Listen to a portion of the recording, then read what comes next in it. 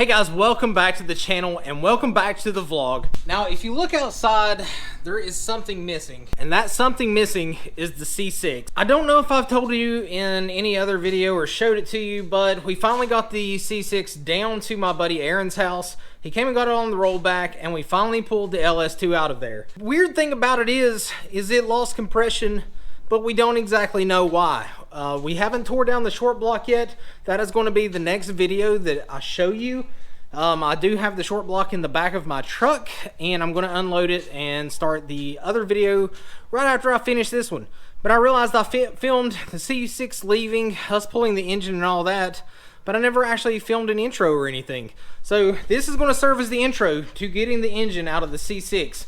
We took it out of the top. I know it's probably easier to drop it out of the bottom, but given everything that we had, we just yanked it out the top, and it came out pretty smooth. We did have to drop down the front subframe a little bit, but other than that, it came out pretty much without any kind of issues. The new engine is behind me. It is already built. It is an LS3, stock bottom end, but we did cam, springs, head studs, all of that. It is way overbuilt for what it is. Did ARP rod bolts, main bolts, ARP really all throughout, which is way overbuilt because the car is not going to see any boost, at least for now, unless we do an LSA blower, which is very well possible if I get a 2650 for the CTS-V. So stay tuned for that. That could go that way. It may not. Who really knows? Enjoy the time lapse of myself and all of my idiot friends getting the engine out of the C6.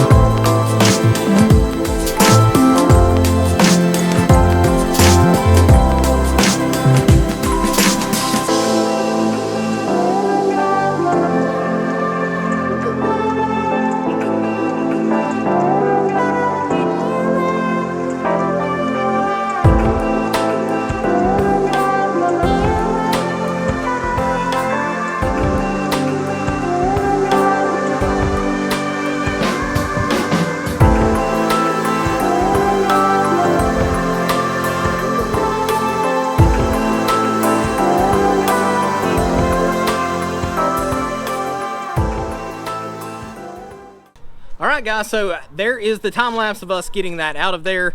I'm actually going to pull it out of the truck now and get it on the engine stand so we can start tearing it down.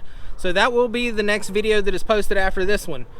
We will tear it down to see if there was any issue with that bottom end, because like I said, it did lose compression, had a ton of blow by.